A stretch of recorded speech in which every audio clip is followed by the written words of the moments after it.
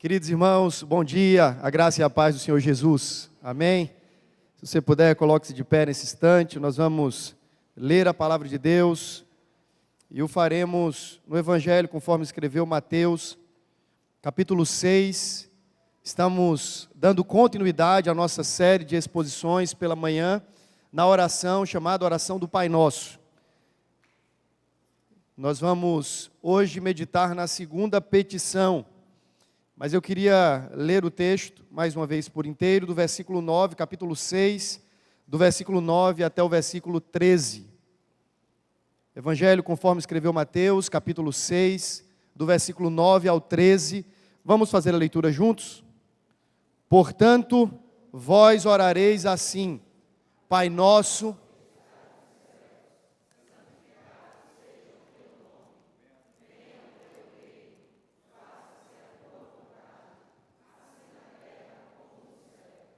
o pão nosso de cada dia dá-nos hoje, e perdoa-nos as nossas dívidas, assim como nós temos perdoado aos nossos devedores. E não nos deixes cair em tentação, mas livra-nos do mal, pois teu é o reino, o poder e a glória para sempre. Amém. Amém. Vamos ter mais uma palavra de oração. Senhor bendito, nós agradecemos pela tua santa palavra. Obrigado a Deus pelas Escrituras, que fala ao nosso coração e se faz voz de Deus para a nossa vida. Pedimos em nome de Jesus que o Teu Espírito Santo abra os nossos olhos e o nosso entendimento espiritual, para que possamos discernir qual é a boa, perfeita e agradável vontade do Senhor. Oramos, ó Deus, também para que o Senhor renda os nossos corações ao Teu, que o Senhor submeta a nossa vontade à Tua. E nós suplicamos em nome de Jesus, que sejamos mutuamente edificados e fortalecidos na fé que temos recebido. É a nossa oração, em o nome do Cordeiro Jesus. Amém e amém. Os irmãos podem assentar. O tema do reino de Deus é recorrente em toda a Escritura. Quando nós abrimos a nossa Bíblia, ainda no livro de Gênesis, nós lemos acerca do ato criativo de Deus em fazer todas as coisas pelo poder da sua palavra. Alguns comentaristas afirmam que o fato de Deus estar criando a partir da fala, do discurso, é um tipo de revelação de Deus como um tipo de suzerano, um soberano, um rei supremo que fala, e a sua palavra é a palavra de um absoluto. Tudo o que ele fala se cumpre. Todas as suas leis se estabelecem, e por essa razão Deus está criando e Ele o faz pelo poder da sua palavra. E Deus se mostra como o rei de toda a criação. A gente vai lendo a Escritura e vai descobrindo que Ele fez e faz todas as coisas para si, segundo o seu propósito, para o louvor da sua glória, e que Ele tem o seu trono estabelecido sobre cada parte desse universo. Isso me lembra uma frase do Abraham Kuyper, um pós-reformador holandês, quando ele disse que não há 1 centímetro sequer em todo esse quadrante do universo, em toda extensão do universo, em que Deus não reivindique para si dizendo, é meu. Isso porque Ele é rei sobre tudo, Ele é o Senhor de tudo. Ele criou todas as coisas, visíveis e invisíveis, terrestres e celestiais, os monstros marinhos, a Bíblia diz, os mares todos, são obras das mãos do Senhor, de modo que Ele se torna o rei de todas as coisas. Preste atenção num detalhe, que no ato da criação, sobretudo no livro de Gênesis, já fica explícito que a vontade de Deus não era ser Deus de um único povo, de uma tribo, de uma etnia, mas uma vez que Ele é Senhor de toda a criação, Ele arroga para si a realeza, o domínio e, portanto, a adoração de todos os povos, ainda que a princípio fosse uma única família com o mandato de se procriar e povoar toda a terra. Mas esse é o contexto, o rei que está criando todas as coisas pelos seus firmes decretos e estabelecendo o seu governo sobre tudo e sobre todos. No ato da criação, Deus estabelece no homem, ou com o homem, uma relação de corregência. E Ele faz o homem e dá ao homem a responsabilidade, depois dele, de subcriar. Alguns falam que isso é um tipo de teorreferência, onde o homem é colocado ali para referendar e para referenciar o ser divino. Quando se olhava para o nosso primeiro pai, Adão, ou para os nossos primeiros pais, Adão e Eva, a ideia é que a partir deles, o restante da criação pudesse contemplar algo do próprio Criador. Eles eram miniaturas iconizadas ali do próprio Deus, ainda que fossem humanos e não divinos. Mas Deus está se manifestando e se fazendo conhecer mais do que qualquer coisa por meio dos nossos pais, dos homens criados. E eles então são colocados no jardim com essa função de co-regerem com Deus, co-administrarem. Eles eram mordomos de Deus. Isso é uma relação também de um soberano que agora coloca o seu reinado nas mãos de príncipes, onde eles vão governar em seu nome. Você avança um pouquinho, você chega em Êxodo, e especificamente no capítulo 19 de Êxodo, versículo 6, você encontra uma declaração de Deus, onde Ele está chamando Israel para um tipo de reinado sacerdotal, ou um sacerdócio real. E aí nessa declaração de 19:6 em Êxodo, Deus fala assim, olha, minha é a terra. Só que Ele faz uma declaração de absoluto domínio sobre toda a terra. Não é apenas a terra de Israel, que ainda nem fora dada. Não se tratava apenas de um domínio sobre uma região específica. Mas Deus diz assim, olha, minha é toda a terra. Mas lembre-se de um detalhe. Quando Deus fala isso, Israel, o povo de Israel, estava vivendo um cenário de opressão e de jugo no Egito. Você lembra daquele episódio em que o povo de Deus começou a crescer depois da morte de José, e eles foram se agigantando e se avolumando, e o novo faraó diz assim, opa, tem um povo aí crescente, eles podem se levantar contra nós, vamos subjugá-los enquanto é tempo.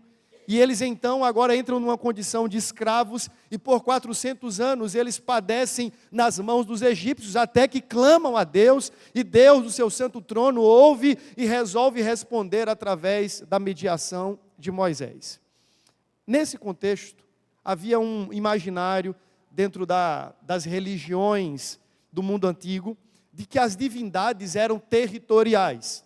Então você tinha alguns tantos deuses egípcios, que eram deuses no Egito, para o Egito. Se a gente avança, por exemplo, você vai para os fenícios, e eles eram deuses dos fenícios, daquele território fenício. E aí você tem essa imagem de deuses territoriais aparecendo em toda a cultura do mundo antigo. Só que aí Deus vem e se revela, e Ele não se enquadra nesse modelo religioso de deuses territoriais, deuses tribais, deuses étnicos. Ele diz assim, não, eu sou o Deus de toda a terra. Alguém já disse que o grande conflito ali no texto de Êxodo, sobretudo com as pragas, era um conflito, entenda-se com muitas aspas, um conflito de deuses. O Deus verdadeiro atacando e subjugando todas as divindades falsas que eram adoradas no Egito. Mas o ponto que eu quero chamar a sua atenção é para o fato de que Deus está mais uma vez estabelecendo o seu trono como soberano de toda a terra. Ele não se furta ao direito de arrogar para si o trono de todos os povos. Por isso ele diz, eu sou o Senhor de toda a terra. Isso era um escândalo muito especificamente para o faraó, que ouvia alguém adentrando na sua terra, no seu território, até porque os faraós eram quase que divinos.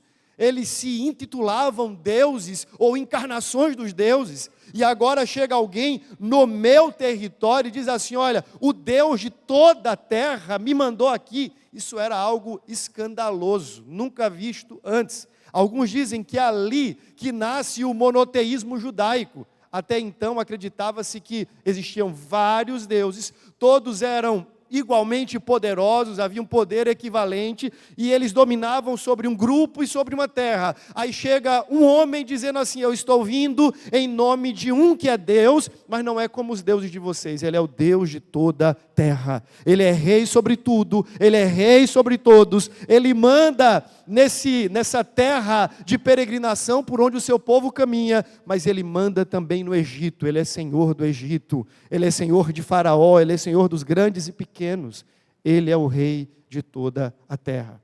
Isso vai ficando um pouco mais claro e você vai avançando na Bíblia, e Deus dá uma ordem para que fosse estabelecido um tabernáculo, porque o rei desejava habitar com o seu povo. Isso é característico ainda de Gênesis. Você deve lembrar que o jardim era aquele tipo de santuário orgânico, em que Deus vinha e na viração do dia, ele tinha um tempo de comunhão com a sua criação, e ele discorria talvez ali sobre os acontecimentos, os próximos passos, e Deus faz isso agora no tabernáculo.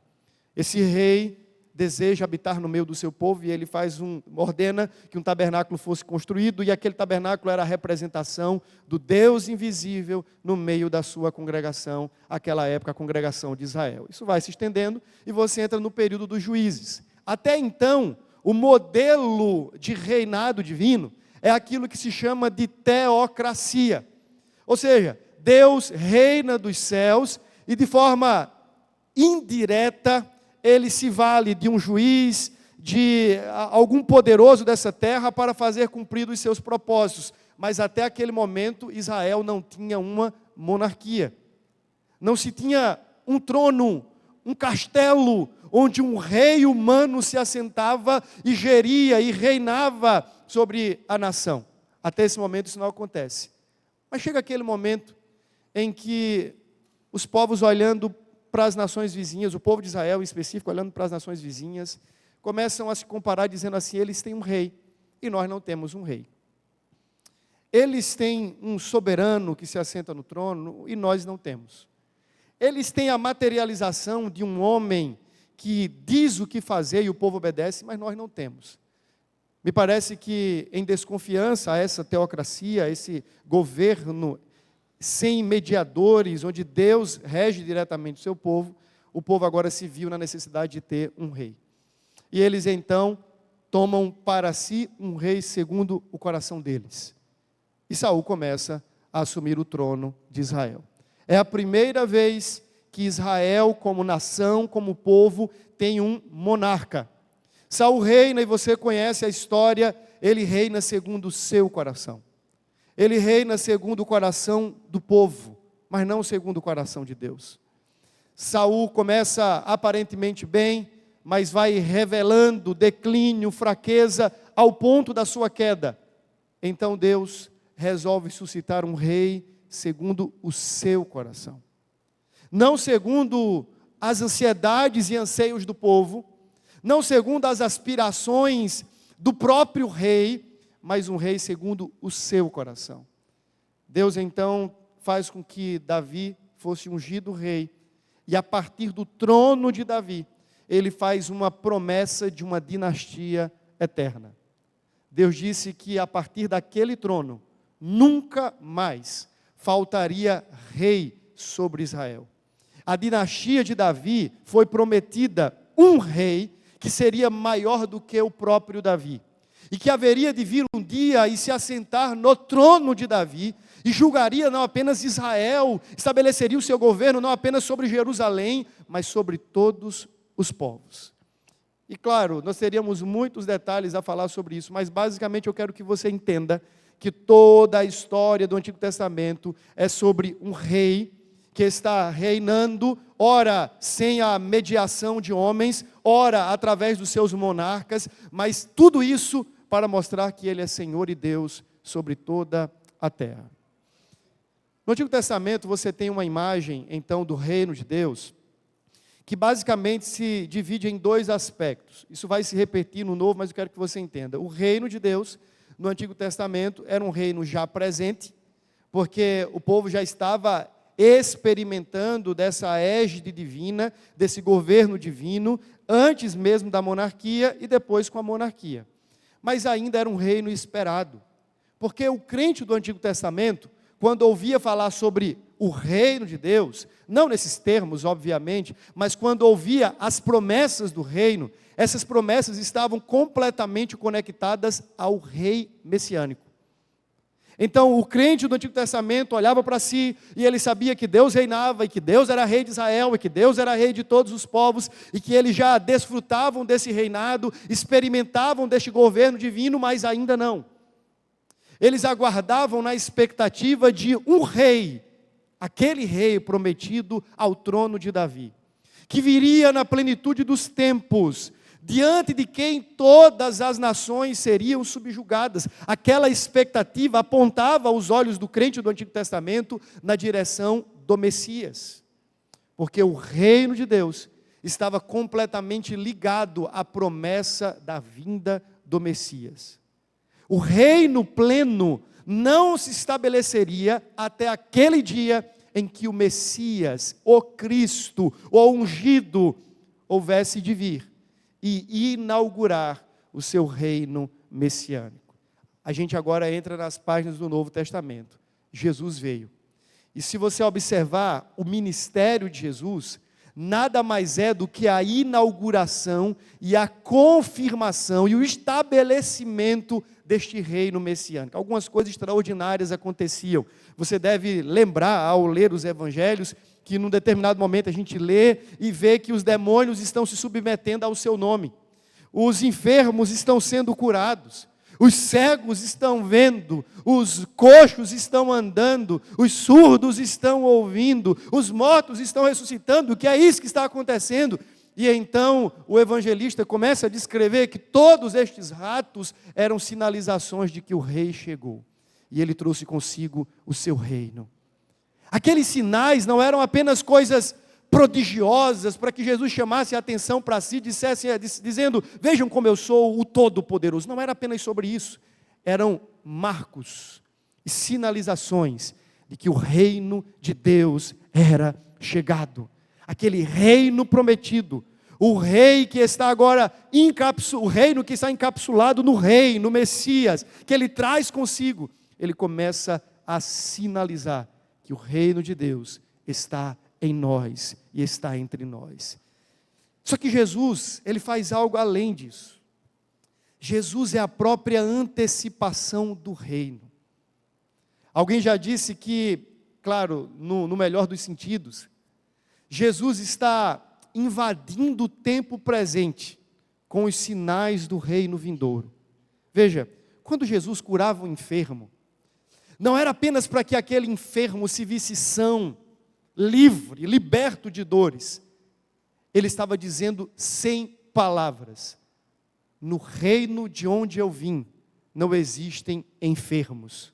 E eu estou dando um sinal deste novo mundo, curando enfermidades aqui e agora, para que vocês saibam que o novo reino, ou no novo reino que eu vim para estabelecer, não existem doenças. Quando o morto era ressuscitado, o rei que está antecipando esse reino pleno, está dizendo assim, no reino de onde eu vim, não existe morte. Por isso eu quero dar sinais para você de que mortos ressuscitam, que a morte foi vencida pelo rei messiânico, e então ele ressuscitava um morto. E aquilo era um sinal de redenção, era um sinal de esperança, de que no reino de onde aquele rei veio, a morte não existirá. Quando os coxos andavam, os cegos viam, tudo aquilo era sinal, ou eram sinais, de que no reino pleno, onde há alegria, paz e justiça, não há cegos, todos enxergam a partir daquele que é o sol da justiça.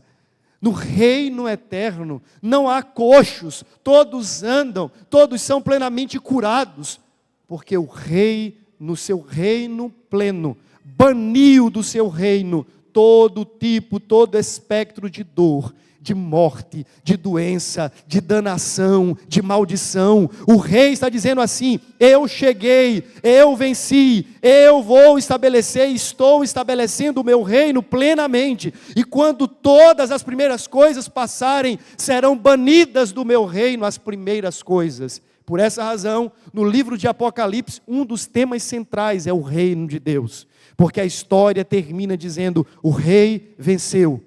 Ele assentou-se no seu trono, e como suzerano poderoso de toda a terra, Ele colocou todos os inimigos debaixo dos seus pés, e Ele baniu, Ele expurgou, Ele colocou para fora do seu reino de paz, tudo aquilo que é morte, dor, maldição, pecado, enfermidade, todas essas coisas já não cabem mais no reino por vir. E ele sinaliza como um tipo de preview daquele reino antecipado na sua vinda por meio de sinais e milagres. Se tudo isso é verdade, irmãos, sobre o que Jesus está ensinando que nós devemos orar? Eu fiz todo esse apanhado só para chegar no ponto da oração, porque não faz sentido a gente dizer assim, venha o teu reino, se eu não entender o que é que está por trás disso. E eu queria fazer apenas 4 considerações acerca desta petição.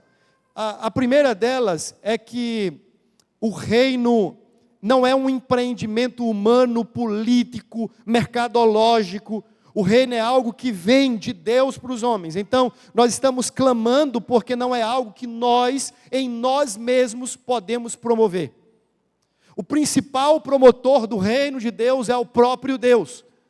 O maior interessado em fazer com que este reino plenamente se estabeleça perto e longe, deste lado do mar ou do outro lado do oceano, é o próprio Deus.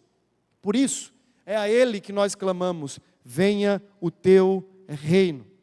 Nós reconhecemos que somente Ele, que é o Senhor, pode trazer a nós o seu reino. Esse é um ponto que nós precisamos recordar. O reino de Deus não será estabelecido no mundo por meio de força humana. Não é pelo braço de carne, não é pela iniciativa dos grupos, partidos, iniciativas políticas das mais diferentes e variadas. O reino de Deus é promulgado e prosperado pelo próprio Deus.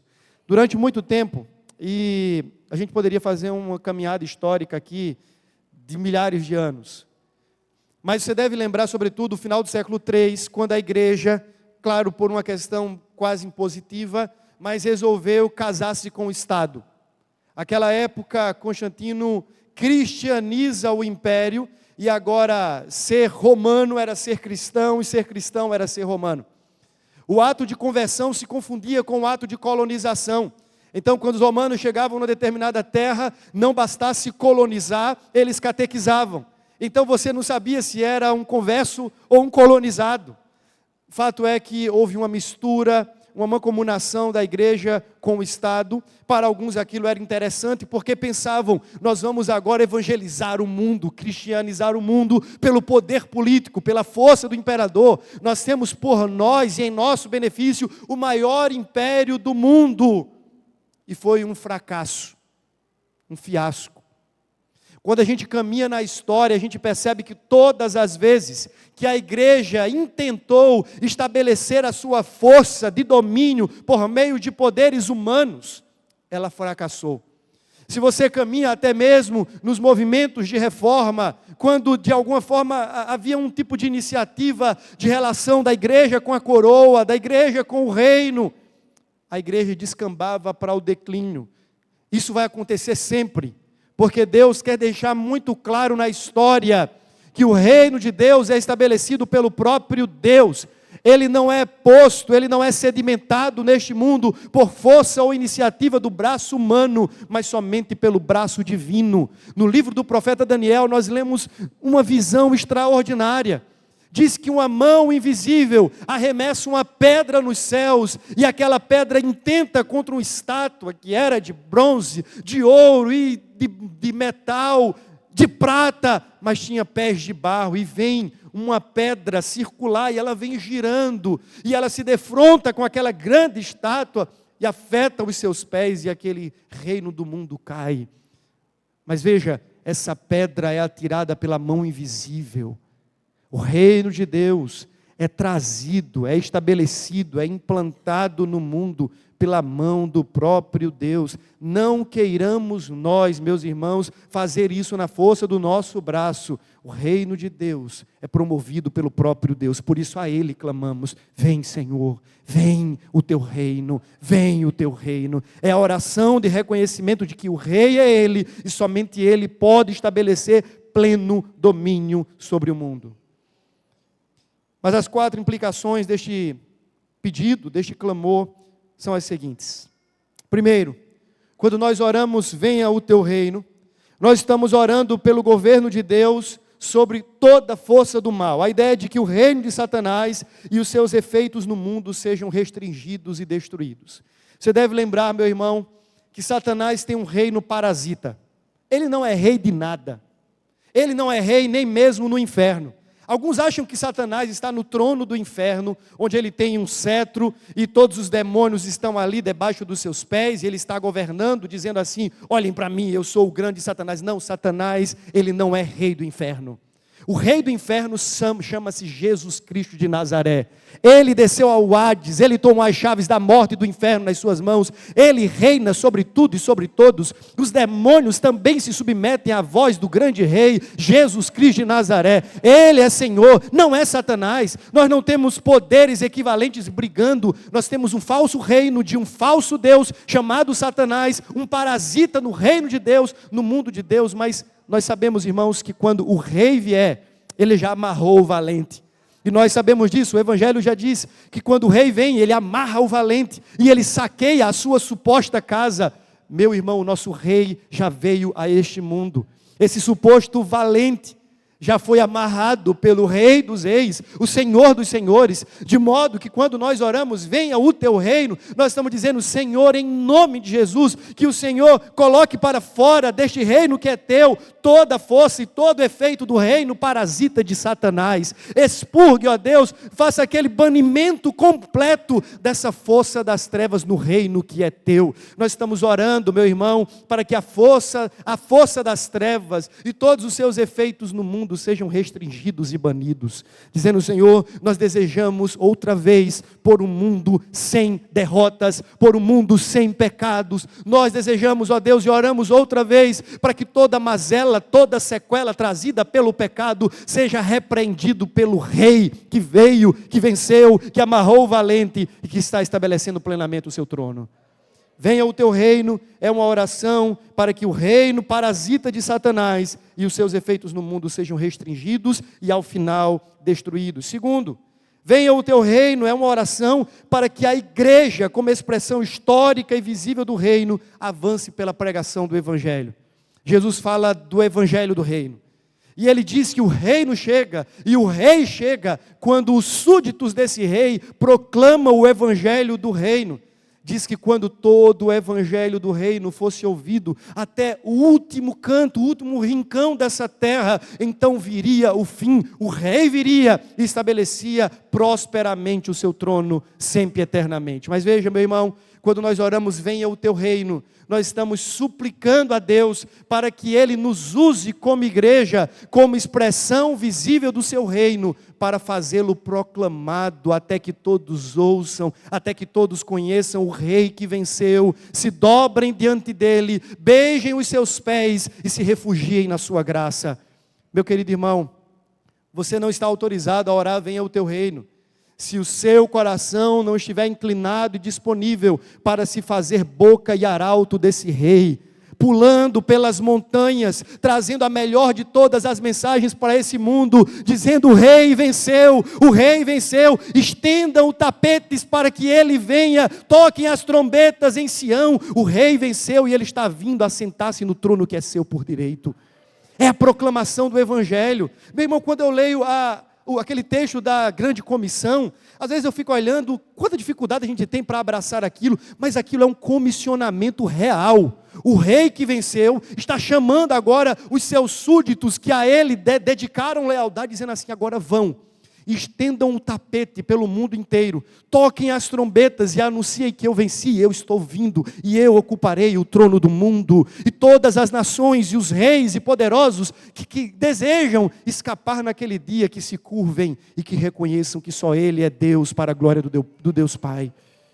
Meu irmão, venha o teu reino, é um clamor para que a igreja, como expressão histórica e visível do reino de Deus, avance pela pregação do Evangelho. Existem ainda centenas e milhares de povos mundo afora que não conhecem esse rei. estão se submetendo a deuses falsos, estão vivendo debaixo da tirania dos ídolos. Existem centenas e milhares de pessoas mundo afora que desejam, de alguma maneira, conhecer um soberano que seja verdadeiro, que seja fiel, que seja bondoso, mas eles não podem encontrá-lo sem que nós o proclamemos. Como ouvirão se não há quem pregue? Enquanto nós não anunciamos o verdadeiro rei, os ídolos tiranos vão submetendo os homens ao seu governo de tirania. E muitos continuam vivendo debaixo da escravidão e da tirania dos ídolos, porque não conhecem o verdadeiro rei. Mas como virão? Como virão se nós não pregarmos? Terceiro, venha o teu reino, é uma oração para que a igreja, como agência do reino na terra, seja uma sociedade alternativa para um mundo sem forma e vazio. Veja, não estou falando agora daquilo que a gente proclama. Estou falando da demonstração visível do reino. Quando a gente assiste um filme, tem o trailer, o preview ali. A gente olha e diz assim, eu não sei se o filme é completamente bom ou se é ruim, mas pelo trailer eu faço uma avaliação. Rapaz, esse filme deve ser bom. E toda vez que a gente vai no cinema, isso agora faz parte da propaganda, da venda. Você tem vários trailers que passam ali antes de você assistir o filme propriamente dito. Eles estão querendo criar uma imagem antecipada de uma futura realidade. Como é que Deus resolveu antecipar a realidade do reino? Ele fez isso em Cristo. Cristo veio, Ele antecipou a realidade plenamente do reino na sua chegada e na inauguração do reino com a vinda dele mesmo. Mas agora Ele está fazendo a partir da igreja. A igreja precisa ser o trailer do reino de Deus aqui e agora. As pessoas precisam dizer assim, onde é que eu encontrarei a cena da realidade de pessoas que se amam de verdade e não por interesse? Onde é que eu entro? Em que sessão? Eles precisam lembrar dessas portas. E precisam dizer assim, se eu quero ver, não é mais ouvir. Se eu quero ver a demonstração do reino que está por vir, já é sendo experienciada aqui agora, onde é que eu entro? O ímpio deveria dizer assim, eu preciso entrar na primeira igreja que eu encontrar na esquina. Porque a igreja, ela não é apenas a agência proclamativa do reino de Deus. A igreja é a demonstração desse reino, vivendo aqui e agora, no já, as antecipações dos valores desse reino. Por isso o Sermão da Montanha fala das qualidades essenciais do cidadão do reino dos céus. Como é que ele pensa, como é que ele vive, como é que ele age, como é que ele se relaciona, qual é o seu padrão de justiça. O problema, meus irmãos, é que nós que estamos agora tomando parte neste reino pela graça, que recebemos o acesso em Cristo, de tomarmos lugar no reino de Deus, o problema é que os nossos valores parecem ser muito parecidos, se não iguais, aos valores dos tiranos ídolos deste mundo. Parece-nos que nós não demonstramos a verdade que nós professamos com tanta vida, e parece que ficamos apenas no campo do discurso e da verborragia. Mas preste atenção numa pequena historinha, e eu já estou terminando. Conta-se que havia um cinema e uma igreja, e os prédios eram lado a lado.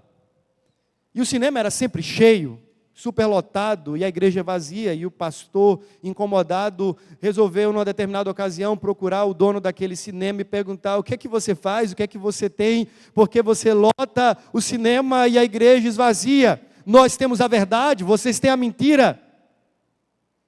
E a resposta daquele homem foi, é que vocês têm a verdade, mas vocês contam a verdade, vivem a verdade como se fosse mentira. Nós temos a mentira, mas nós contamos como se fosse verdade. Nós precisamos entender, meus irmãos, que o mundo não apenas precisa ouvir sobre o Evangelho do Reino. O mundo precisa ver a demonstração deste Evangelho do Reino em carne e osso, na representação da igreja do Deus vivo. Onde você está, onde Deus te plantou, na sua escola, no seu trabalho, na sua rua, na sua vizinhança, nessa cidade, onde quer que seja, você precisa entender, você é um promotor do reino de Deus naquele lugar. E você tem que reclamar o senhorio de Cristo ali, dizendo, não, O Senhor aqui não é fulano, não é Beltrano, não é esse ideólogo, não é aquele outro, não é esse pensador, é Cristo. Ele é o Senhor da educação, Ele é o Senhor sobre a ciência, Ele é o Senhor sobre a cultura, Ele é Senhor sobre as artes, Ele é Senhor sobre a família, Ele é Senhor sobre a política, Ele é Senhor sobre a economia, e nós, como servos de Deus, espalhados por esse mundo, precisamos reclamar o seu senhorio, dizendo assim, não, o Senhor aqui não é outro senão Cristo Jesus. Ele é o Senhor, e nós vivemos para demonstrar isso em palavras e em obras. Por fim, quando oramos, venha o teu reino, nós estamos orando pela volta e pelo estabelecimento pleno do reino de Deus em Cristo, naquilo que a teologia chama de parúzia. Meus irmãos, nós estamos tão materializados nos nossos desejos e ambições, que já não oramos mais para que Jesus venha. Parece que isso não é uma ambição do crente mais. A gente vem perdendo isso. Nós oramos para que as coisas deem certo, para que o mundo seja mais seguro, e então os nossos filhos cresçam bem. Devemos continuar fazendo isso e orando por isso. Pela paz de Jerusalém, até mesmo pela prosperidade da Babilônia. Você deve lembrar que Deus deu uma ordem a Jeremias para que o povo pudesse trabalhar e orar para que aquele lugar tivesse paz, porque se ali tivesse paz, eles também gozariam de paz. Mas isso não pode fazer sucumbir no nosso coração a santa expectativa de que nós não teremos plena paz nesse mundo, mesmo que a igreja avance, mesmo que o mal recue, nós não teremos perfeita justiça nesse mundo, mesmo que um presidenciável seja mais honesto que outro, nós não teremos equidade e isonomia nesta terra, mesmo que as pessoas resolvam distribuir os seus bens e os valores sejam um pouco mais equiparados. Não, irmãos. O reino de alegria, paz e justiça só se estabelecerá plenamente quando Jesus, o Rei, vier outra vez. E nós precisamos desejar a sua vinda. Precisamos orar pela sua vinda. Nós precisamos ter no nosso coração um clamor continuado, dizendo, Maranata, Maranata, ora vem, Senhor Jesus. Nós ansiamos a sua vinda, nós desejamos a sua presença. Ó Senhor, vem, estabelece plenamente o seu trono neste mundo. Enquanto o Senhor não vem, ó Deus, em nome de Jesus, nos faça viver para proclamar e para demonstrar este reino até que o Senhor venha. Nós não devemos ousar, venha o teu reino, sem que consideremos todas essas coisas. Oramos para que o governo de Cristo avance, e que o reino parasita de Satanás e os seus efeitos no mundo recuem. Oramos para que a igreja avance como expressão proclamativa deste reino. Oramos para que a igreja avance como expressão demonstrativa desse reino. Oramos para que Cristo venha. Venha o teu reino. Essa é a oração que nós precisamos fazer todos os dias até que Ele venha.